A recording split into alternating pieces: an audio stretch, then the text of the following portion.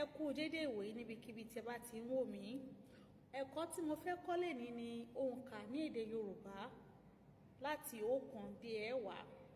Tí ẹ bá fẹ́ kí n kọ́ yín ní òǹkà ní èdè Yorùbá ní ọ̀nà tí ó rọrùn, ẹ ní láti tẹ̀lé mi lórí ìkànnì yìí.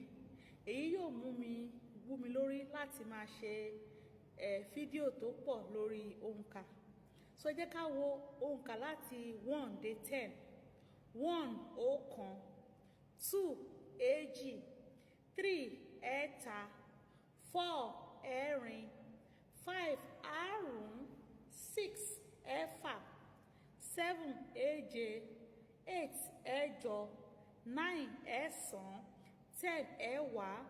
The accent matters when pronouncing these numbers, so make sure you download this video and practice it at home. Ẹ ṣé.